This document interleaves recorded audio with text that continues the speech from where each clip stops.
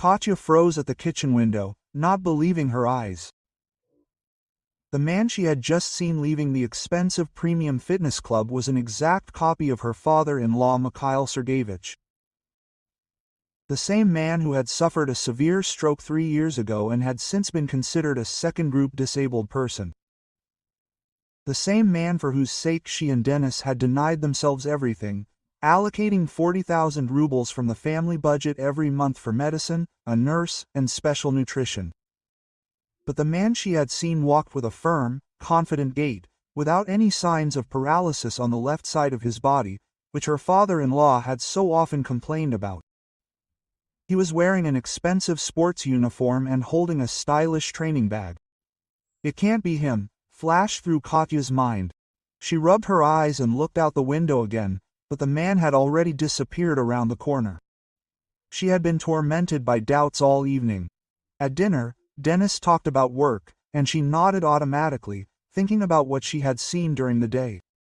Maybe she imagined it. After all, Denis's father really did have difficulty moving around the apartment, leaning on a cane, complained of constant headaches, and they were worse in his hand. "I'll go to Dad's tomorrow," Denis said, finishing his soup. He needed to take the medicine and pay for Maria Ivanovna's services for the next month.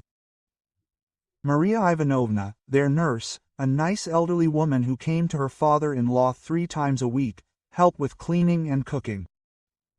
Another 10,000 from their already modest budget. "I'll go with you," Katya said unexpectedly for herself. Denis looked at his wife in surprise. In all 3 years, she had visited his father a couple of times at most. It was too hard to watch the suffering of an elderly man. The next day they went to Mikhail Sergeyevich. He met them in a dressing gown, leaning on a cane. His face was pale and exhausted. "Oh, my children, how bad I feel today," he moaned, sinking into a chair. His entire left side was burning like fire, and his head was splitting. Denis immediately began to fuss, brought water, pills, and sympathetically asked about his health. Katya was silent, carefully watching her father-in-law. Something was wrong, but she could not understand what exactly. An hour later they left, but instead of going home, Katya asked her husband to drop her off at the metro, supposedly to go to the store. In fact, she returned to her father-in-law's house and settled in a cafe opposite, from where the entrance was clearly visible. Time dragged on painfully slowly. Katya ordered coffee after coffee, nervously glancing at her watch.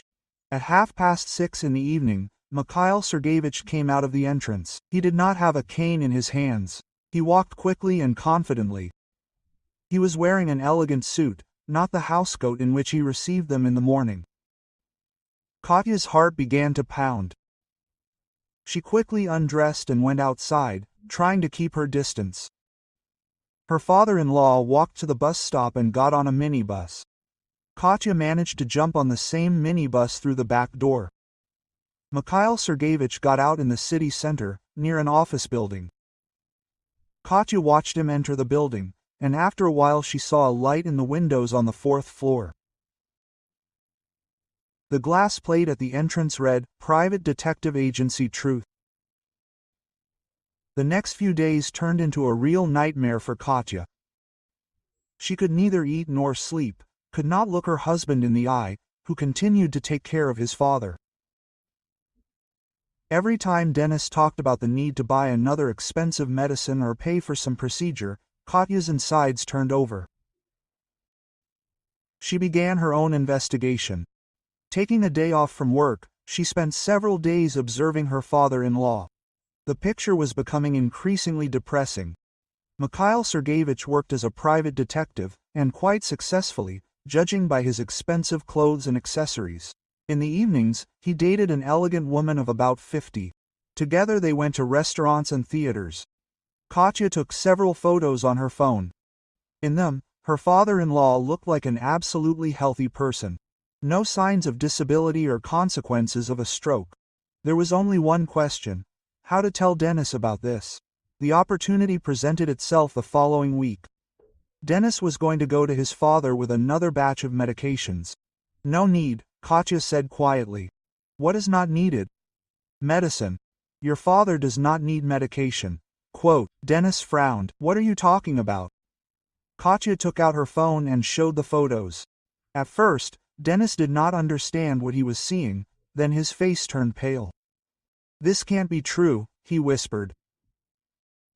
He has been healthy for 2 years, working as a private detective. He has a woman. He is deceiving us. Dennis has been deceiving us for 3 years. Dennis silently looked at the photos. His hands were shaking. We have to talk to him, he finally said. They went to Mikhail Sergeyevich's in the evening, when he usually returned from work. Katya insisted on entering without ringing the bell. They had spare keys in case of an emergency. Her father-in-law was sitting at the table in his regular clothes, studying some documents. When he saw them, he jumped up, but it was too late to pretend. Dad, Dennis said quietly. We need to talk. Mikhail Sergeyevich sat down on a chair. There was no surprise or fear on his face, only fatigue. Quote, Have you known for a long time? He asked. A week, Katya answered. Why? Why did you do it? The old man was silent for a long time, then sighed heavily after your mother's death. He looked at his son. Quote, I was left completely alone. The stroke was real, but I recovered faster than the doctors expected. When I realized that I could live a full life again, I decided not to tell you about it right away. I liked your attention, your care. For the first time in many years, I felt that my son needed me. Needed me. Dennis's voice trembled with rage. You stole money from us. We denied ourselves everything for your sake. I did not spend your money on myself. Quote, Mikhail Sergeyevich said quietly. Everything you gave me, I put aside. More than $1 million has already accumulated in the account. I wanted to give it to you someday, maybe for an apartment or sometime. Katya, I couldn't believe what I was hearing. We had been living in hunger for 3 years. I didn't buy myself new clothes. We gave up vacations. We gave up having children because we thought we wouldn't be able to provide for them. Children? Mikhail Sergeyevich asked again, and for the first time, something like horror appeared in his voice. Yes, children. Katya screamed. I'm already 32, and we kept putting it off because we thought we had to take care of a sick person. There was silence. Mikhail Sergeyevich covered his face with his hands. I didn't know, he whispered. I didn't think that you didn't think, Dennis said. You just decided that your loneliness was more important than our lives. Dennis, no, that's enough, I don't want to hear anything. Dennis turned around and left the apartment. Katya looked at her father-in-law for the last time and followed him. They rode in the car in silence. Only near the house did Dennis quietly say, Forgive me, I should have thought more about you, about our family. Quote. Katya took his hand. It's not your fault. You just loved your father and wanted to help him. And now what? Now we live our own lives and have children, if you still want to. Dennis hugged his wife tightly. A week later, Mikhail Sergeyevich transferred all the money they had spent on him over 3 years to their account. A short letter was attached to the transfer. Forgive the old fool. I hope it's not too late to become a grandfather. Katya looked at the letter for a long time. To forgive or not, this question tormented her for a long time. After all, you can't get 3 years of life back, and trust, once broken, is very difficult to restore.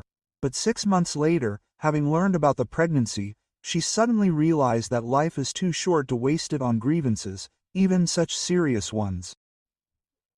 Mikhail Sergeyevich really did become a grandfather, very attentive and caring, and never lied to his family again. Thank you for listening to the end. If the story was interesting for you, subscribe to the channel and like so you don't miss new videos.